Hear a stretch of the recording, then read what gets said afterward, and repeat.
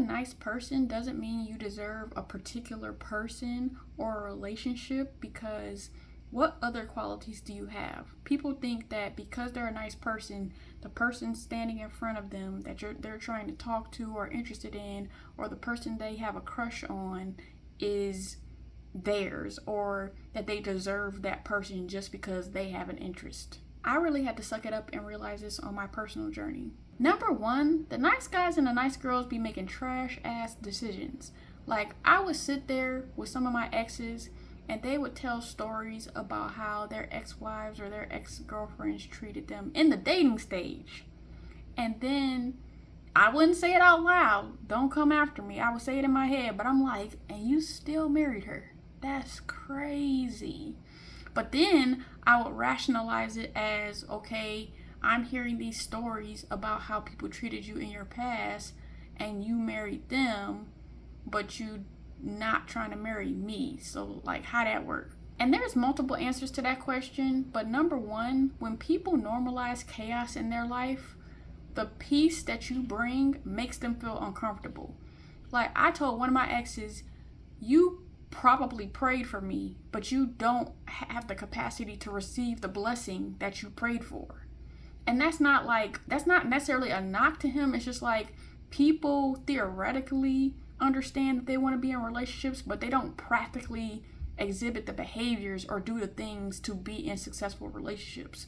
I know there's been times I felt like a guy I was dating was like operating as if he's single, and not to say that he was cheating. I'm talking about, you are in a relationship with another person, but you solo dolo in your mind, and you're not. Like, one ex, he just would go off and kind of concentrate at the beginning of our relationship, and I'm like, if I'm in a relationship with you, you can't just disappear and focus. Like, you have to communicate. You can do it, but like, communicate first, because if I'm calling you and texting you and you're not responding, I'm going to think you're dead. That's just what the truth is. When I receive a call at like 2 a.m., 3 a.m., I'm like, oh shit, somebody died. So it's just, if you don't communicate, you allow people to take creative license with the information you don't give them. So luckily, when I communicated that, he started, like, if he had to go off, he'd just be like, okay, I'm about to go right and stuff like that, and it was good. Number two, and this the one that nice girls and nice guys sometimes ain't never gonna get to, and it actually took like a multi-hour conversation with one of my exes to kind of come to this realization. But it is within the realm of possibility that no matter how tumultuous somebody's past was, they can still be using that information to determine that you, the nice person, is still not a good fit. Lastly, and this kind of goes into what I just said of when I hear nice guys lamenting about, finishing last, and this applies to nice girls too, what other qualities do you have other than being nice? Because number one, what qualifies you as a nice person? Because some people just be existing and think that that's enough to be labeled nice. Like, do you think nice things or do you do nice things? Because there's a difference. Do other people think you nice, or do you only say that about yourself? And number two, do you have sex appeal? Because attracting people and being in a relationship is about the ability to make someone want you. And part of that is the ability to make them feel some things. Even before the clothes is off, can you make somebody feel something about you? And it don't gotta be the stereotypical sex appeal. What is your nerdy or cutie patootie version of sex appeal?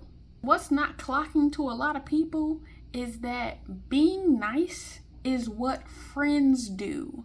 And so that's why you end up in the friend zone that don't exist, because you just being nice. You gotta make somebody feel some heat. And number three, do you have a personality? Being nice is not a full personality. It's part of it. What makes people want to stick to you? Are you funny? Are you smart? Both and is pretty good too. Like, what do you provide in a space one-on-one that makes people want to be like, I want to see them again? Because when people be like, oh, they just using me for my money, the nice guy finished last because they taking advantage of me, you allowing yourself to be taken advantage of. If they went to dinner with you once, twice, thrice, and all they want is for you to pay for something, why are you allowing them to do that? And if that's all you're offering, I remember watching one of them seasons of Love is Blind. It was that young boy talking about some, oh, women only want me for my money. And he's speaking through a wall, and the first thing he bring up is his money. You have an opportunity to start with a clean slate. Don't nobody know what you do, how much you make. And that's the first thing he offered. So some of this is a self-fulfilling prophecy. What are you offering? And is that in line with what you're complaining about that people only take from you? So nice girls and nice guys, you have some honest conversations that you need to have with yourself, because being nice, okay, what else?